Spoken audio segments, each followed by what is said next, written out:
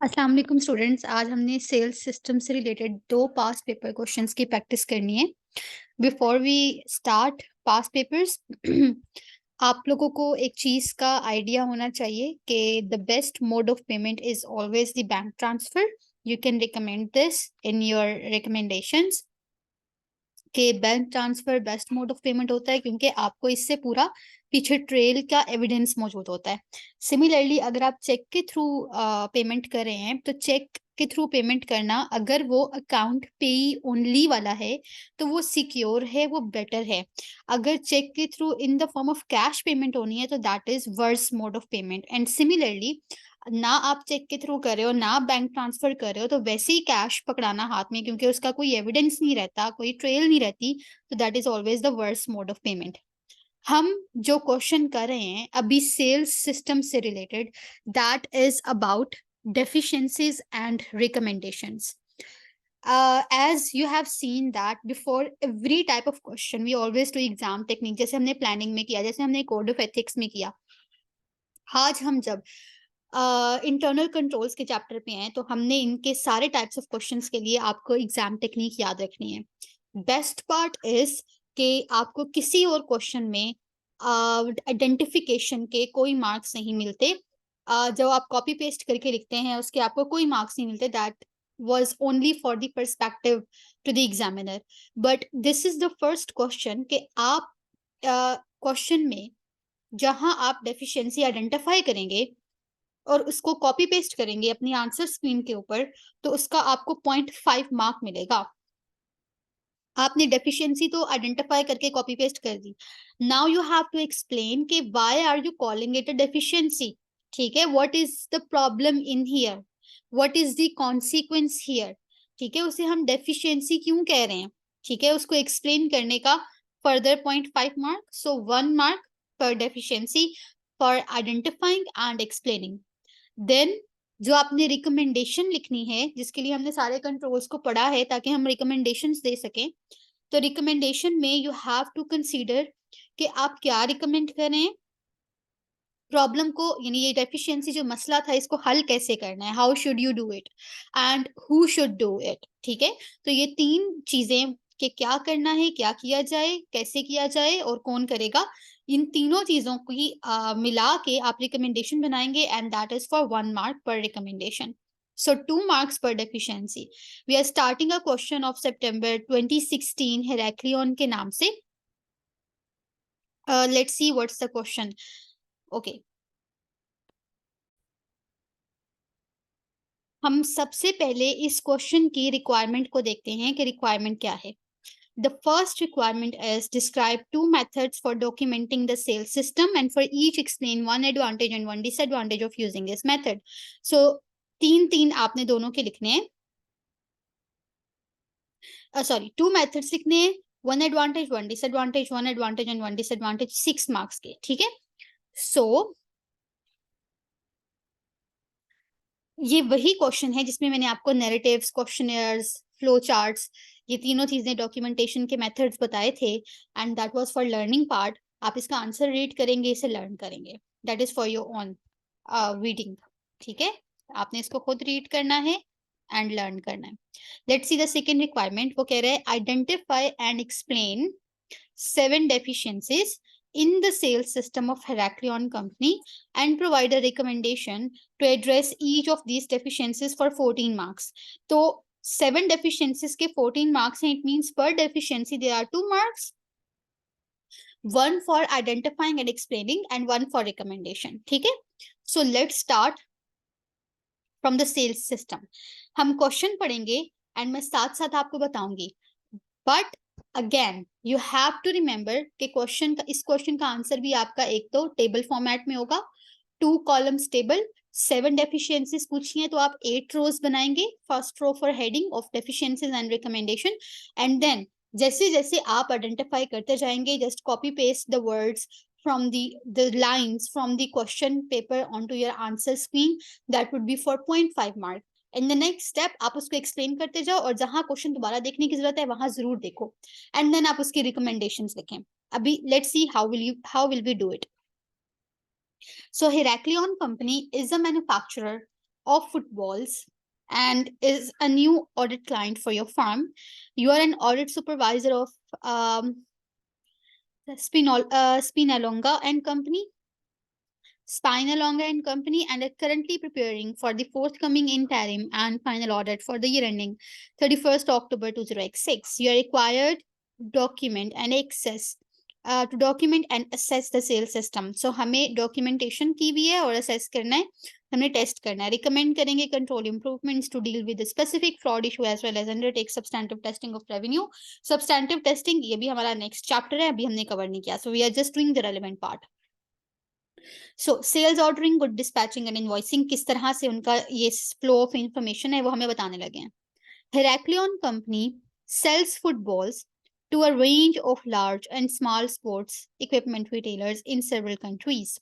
Sales are made through a network of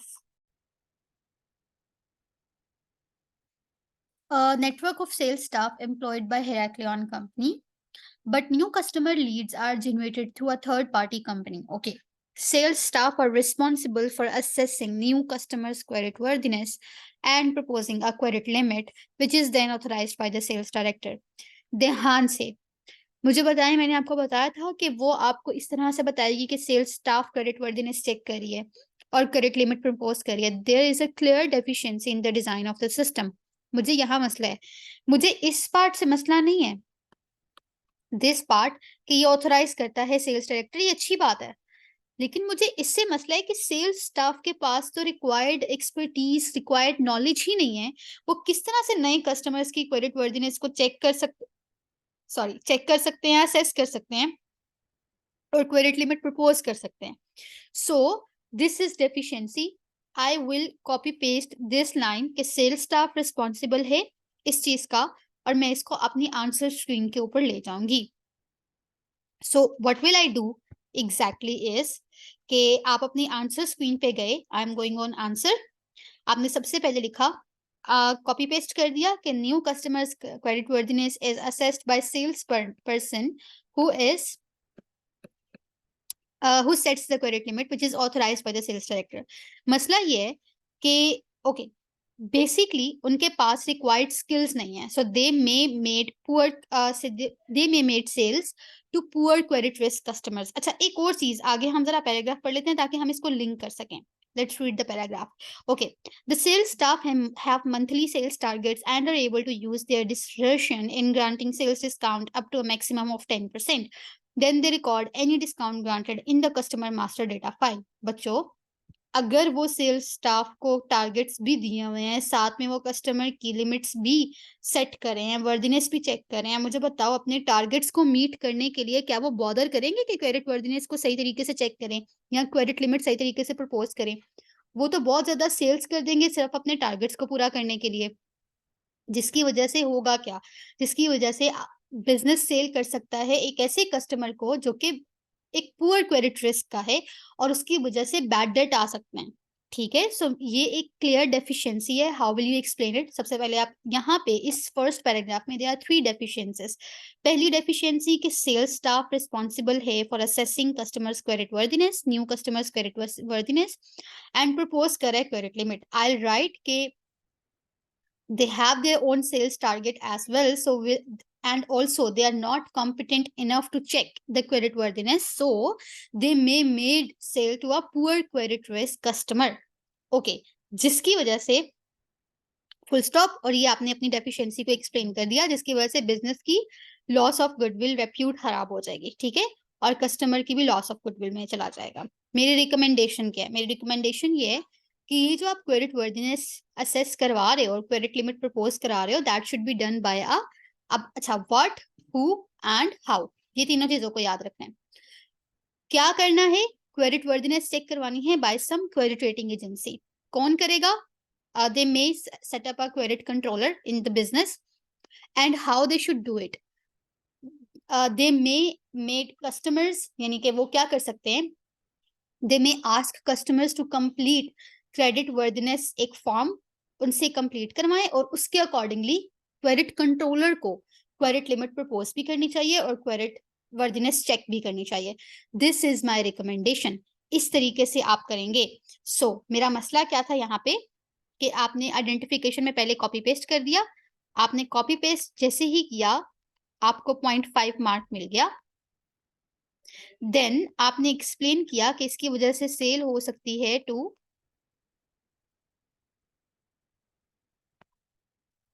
bad और poor credit risk customer.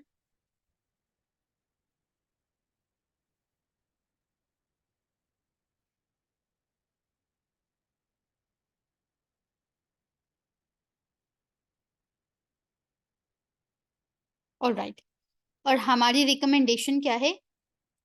हम recommend कर रहे हैं, I am writing in green, के क्रेडिट कंट्रोलर करें।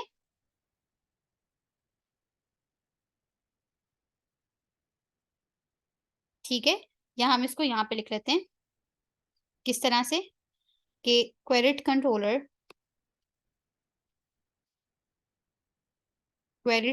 रिकमेंडेशन वाली साइड पे किसने करना है? Credit controller should assess and propose credit worthiness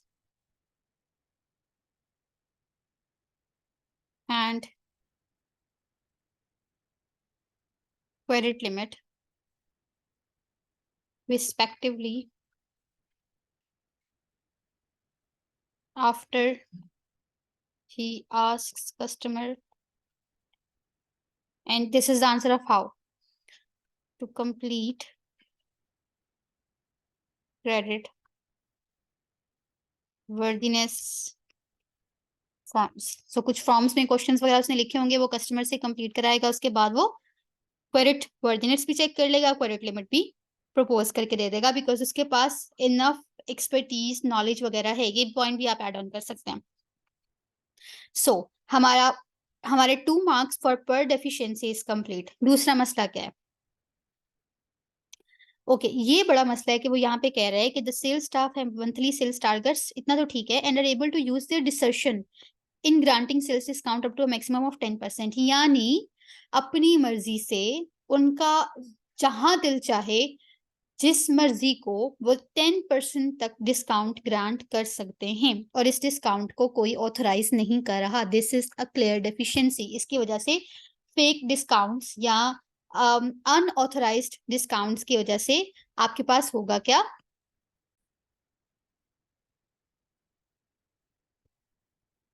loss of revenue simply. Business को क्या नुकसान हो रहा है इस डेफिशिएंसी का? कि अगर हर एम्प्लॉय जहां चाहे सेल्स स्टाफ में से जिस मर्जी को 10% तक डिस्काउंट देता फिर रहा है और उसको कोई चेक भी नहीं कर रहा, रिव्यू भी नहीं कर रहा, ऑथराइज भी नहीं कर रहा उस डिस्काउंट को, तो बिजनेस में एक्सपीरियंस लॉस ऑफ रेवेन्यू। ठीक है, मे सफर लॉस ऑफ रेवेन्यू। तो आपकी रिकमेंडेशन क्या होगी कि सम सेल्स डायरेक्टर, कौन करे? हु का answer? Sales director should authorise, ठीक है, discounts before granting them to the customers. ठीक है, सो इस तरह से आप रिकमेंडेशन 1 कंप्लीट रिकमेंडेशन देंगे और आपके 2 मार्क्स आ जाएंगे। तीसरी डेफिशिएंसी, हमने अभी पहली डेफिशिएंसी की है, आपके पास ये दूसरी डेफिशिएंसी आई है। Let's see the third one. वो कह रहे हैं they record any discount granted in the customer master file, यानी सेल्स स्टाफ, कोई रिस्ट्रिक्शन नहीं उसने आपको बताई। जो देखें सामने की डेफिशिएंसीज हैं। मैंने आपको बताया था कि मास्टर फाइल बड़ा सेंसिटिव डेटा होता है, कॉन्फिडेंशियल इंफॉर्मेशन होती है, ऐसा डेटा होता है जो फ्रीक्वेंट बेसिस पे चेंज नहीं होता। तो सिर्फ ऑथराइज्ड पर्सन जैसे डायरेक्टर है सिर्फ वही एक्सेस करे, या मैनेजर कोई सीनियर ऑफिशियल सिर्फ एक्सेस करे। हर लेवल के अगर एम्प्लॉय सेल्स स्टाफ में से एक्सेस करना शुरू हो गए तो they will do unauthorised changes. वो किसी भी कस्टमर का डिस्काउंट्स बढ़ा सकते हैं, रेट जो उसको चार्ज करना है प्राइस में उसको कम ज्यादा कर सकते हैं अपनी मर्जी से, फेवरेटिज्म के साथ, बाइसनेस के साथ। और क्या कर सकते हैं? वो क्रेडिट लिमिट ऊपर नीचे कर सकते हैं। सो ऑल्सो इसकी वजह से भी क्या हो सकता है? एक तो unauthorized changes एंड बिजनेस क्या सफर करेगा? Loss of revenue. इसकी यही वजह है, ये इसीलिए तो डेफिशिएंसी है। क्या रिकमेंडेशन करोगे आप? आपकी रिकमेंडेशन होगी कि मास्टर डेटा फाइल की जो एक्सेस है it should be restricted to senior officials only. To some responsible authorised persons only, इसकी एक्सेस हर किसी के पास नहीं होनी चाहिए, टू प्रिवेंट अनऑथराइज्ड चेंजेस, या आप एक लॉग ऑफ सेट कर लो उस पे। उस लॉग से होगा क्या कि जिसने भी अटेम्प्ट किया होगा एक्सेस करने का, उसका नेम वगैरह हर चीज आ जाएगी, और बाद में जब पता लगेगा तो फिर उसको हम फाइन पेनल्टी उसके अकॉर्डिंगली कर सकते हैं। तो बिजनेस को मेंटेन करना चाहिए log over master file, and also उसकी एक्सेस रिस्ट्रिक्टेड करनी चाहिए to some authorised persons, so that no unauthorised changes could be made in master data file.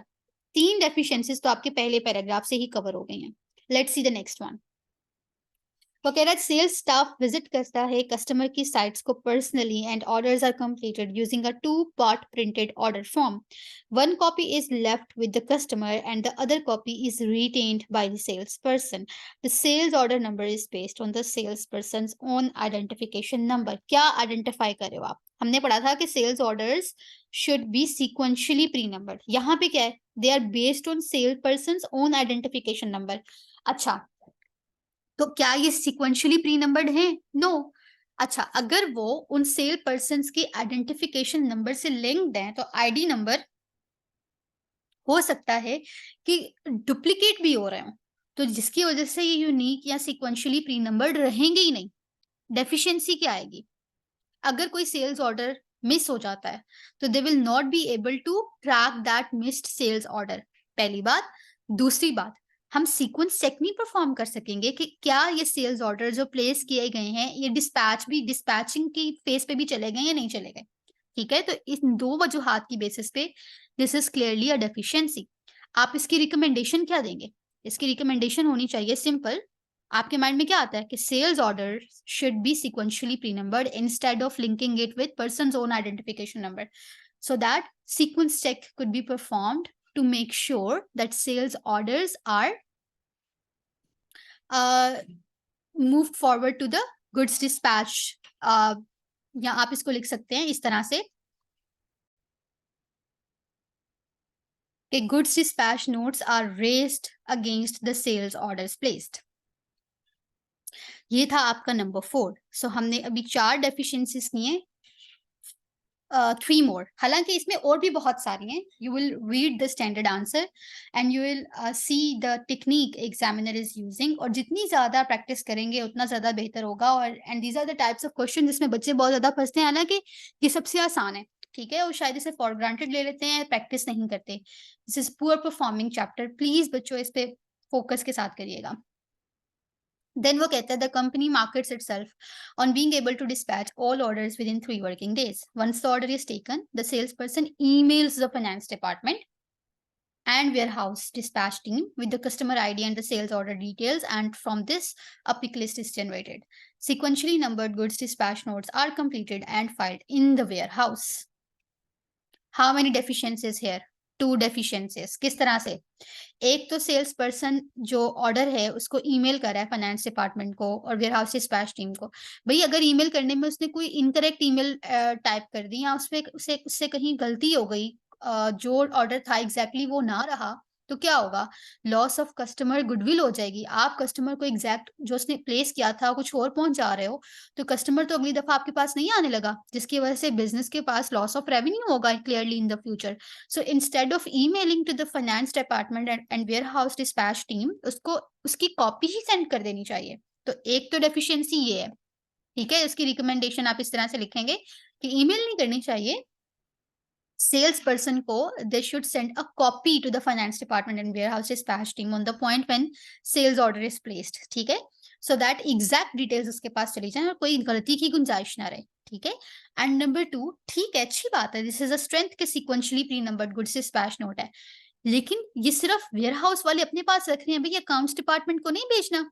कहीं मेंशन ही नहीं है कि it is sent in the accounts department, क्योंकि the moment GDN is raised तो आप उसको, हमने एक आइडियल सेल्स सिस्टम के की कंट्रोल्स में पढ़ा था कि वो फाइनेंस डिपार्टमेंट में हम उसकी कॉपी भेजते हैं, उसकी बेसिस पे इनवॉइस जनरेट होती है और फिर वो अकाउंटिंग सिस्टम सॉफ्टवेयर में एंटर हो जाता है। सही है। अगर आप फाइनेंस डिपार्टमेंट में ही नहीं भेज रहे तो उसकी वजह से रेवेन्यू रिकग्निशन लेट होगी और रेवेन्यू में मसले आएंगे। सो this is clearly a deficiency. Recommendation क्या है? the copy of sequentially pre-numbered goods dispatch note should be sent to the accounts department. Why? So that recognition of revenue is not late. ठीक है, और वो properly record हो जाए. सही है. And in finance department can generate invoice. Also दूसरी चीज वो क्या करेगा, जब उसके पास GDN की कॉपी आ जाएगी, वो जब invoice generate करेगा तो they can match invoice with the GDN to make sure कि सिर्फ उन्हीं चीजों की invoice की गई है जो हमने deliver की है. सही है. So this was a very important point. आपने इसको explain करना है. One more. Sequentially numbered invoices are generated using the pick list for quantities. अच्छा, वो पिक लिस्ट को यूज करके इनवॉइसेस जनरेट करते हैं. हमने रिकमेंड कर दिया कि भाई जीडीएन भिजवाएं. ठीक है, इसकी बेसिस पे जनरेट होनी चाहिए. Customer master data file for prices. Standard credit terms for customers are 30 days, and on a monthly basis, sales invoice which are over 90 days outstanding are notified to the relevant salesperson to chase payment directly with the customer. अच्छा, कौन कर रहा है chess? Sales person.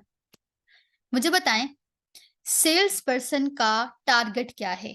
Target उसका ये है कि उसने कुछ एक टारगेट दे दिया कि तुमने 90 सेल्स ऑर्डर कंप्लीट करना है, तो उसका टारगेट, उसका ध्यान तो अपने टारगेट को कंप्लीट करने पे रहेगा कि वो चेस करता फिरेगा कस्टमर्स को पेमेंट के लिए. So he is not the relevant person to chase payment directly with the customer. So this is the deficiency. ठीक है, इस मसले की वजह से होगा क्या, आपने इसको तो कॉपी पेस्ट कर लिया जहां पे डेफिशिएंसी है कि सेल्स पर्सन चेस कर रहा है. भाई आप इसको एक्सप्लेन करोगे क्योंकि वो अपने टारगेट पे फोकस करेगा, वो चेजिंग पे फोकस नहीं करेगा. ऑल्सो इस फोकस की वजह से increase risk of bad debt आ जाएगा और पुअर कैश इनफ्लो होगा, क्योंकि वो तो चेस उस तरह से कर ही नहीं रहा जिस तरह से उसे करना चाहिए. सो चेस किसको करना चाहिए? There should be a proper credit controller setup in the organisation, जो कि क्रेडिट लिमिट्स को भी सेट कर रहा है, जो कि उन पुअर रिकवरेबल डेट्स, जो पोटेंशियली रिकवरेबल डेट्स हैं, उनको चेस भी कर रहा है. Alright, so this is how you will attempt this question. आप देख रहे हैं कि मैंने आपको सारा एनोटेट करवा दिया समझा के, बट आपने इसको बिल्कुल इस तरीके से करना जैसे आप आंसर पढ़ेंगे. I am not obliging you to use the exact same words of examiner, but if you repeat, if you keep on reading the answers of the examiner after your attempt, you will see कि there is a flow. ठीक है, और आपको चीजें pick होना शुरू हो जाएंगी. सो ये आप आंसर मैंने साथ ही इस फाइल में अटैच किया हुआ है, आप इस आंसर को जरूर पढ़िएगा. ठीक है, और इसको अटेम्प्ट जरूर करिएगा. सो यू सी कि आप डेफिशिएंसीज को किस तरह से आइडेंटिफाई कर रहे हो, कॉपी पेस्ट कर रहे हो, 0.5 मार्क्स, एक्सप्लेन कर रहे हो, अनदर 0.5 मार्क्स. आप उसकी एक प्रॉपर रिकमेंडेशन दे रहे हो कि रिकमेंडेशन में क्या होना चाहिए, किसे करना चाहिए और कैसे करना चाहिए. ठीक है, then you will get proper marks. So this is how you will do it. Okay, there is another question we will do.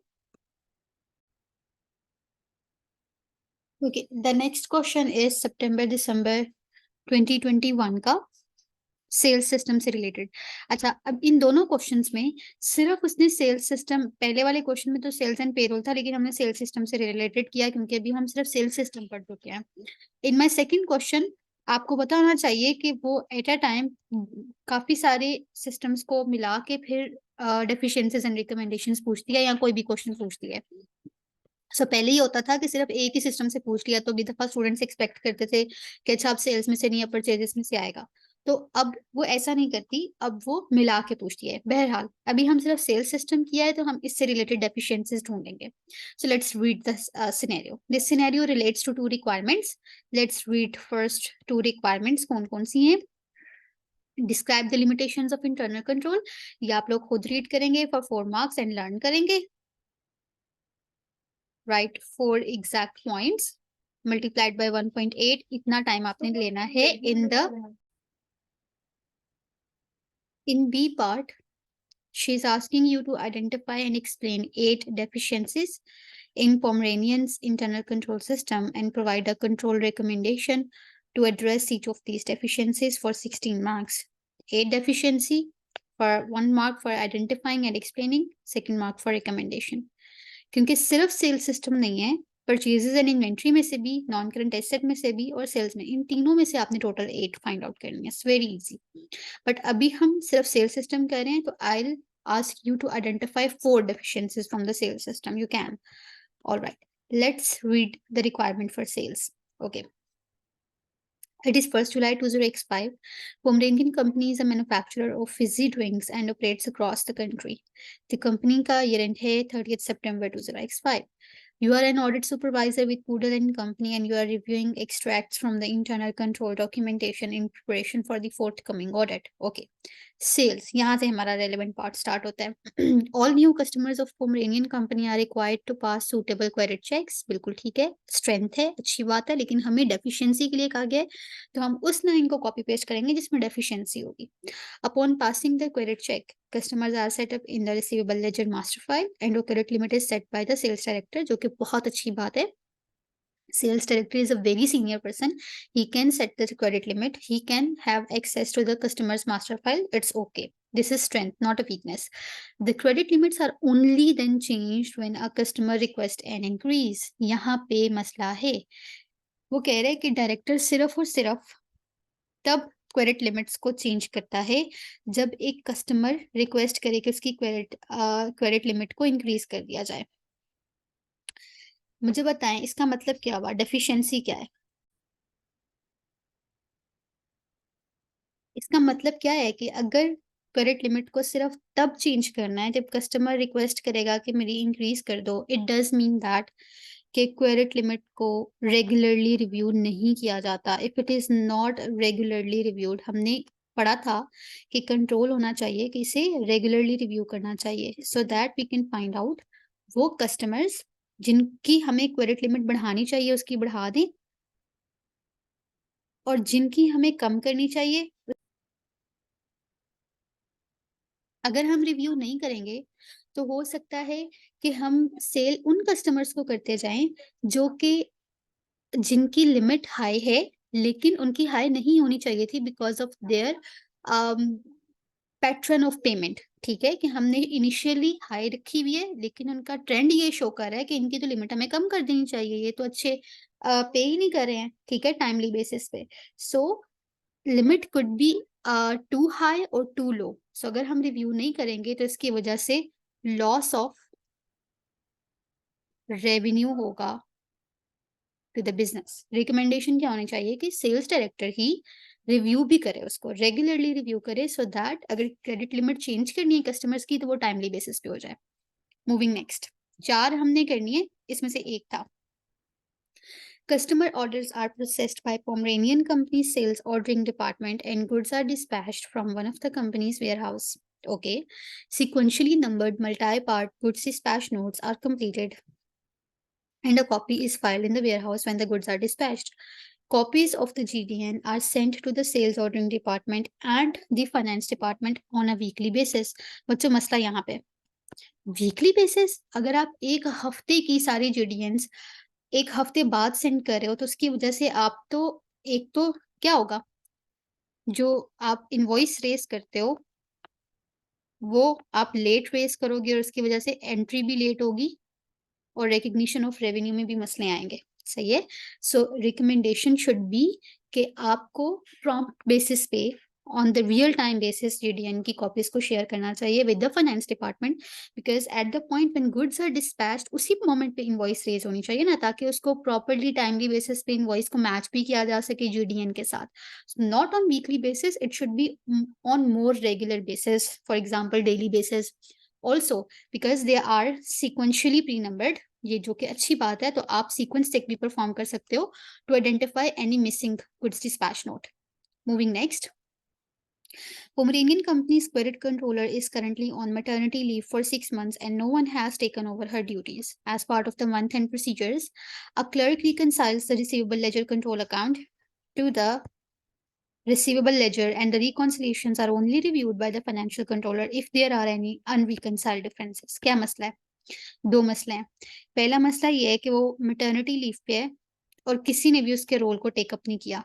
ठीक है, उसको किसी को ट्रेन कर लेना चाहिए था या कोई टेम्परेरी बेसिस पे क्रेडिट कंट्रोलर हायर कर लेना चाहिए था ताकि जो कस्टमर्स जिन्होंने भी पेमेंट नहीं की उसको प्रॉपर्ली चेस किया जा सके और बैड डेट ना हो एंड लॉस ऑफ रेवेन्यू ना हो. To prevent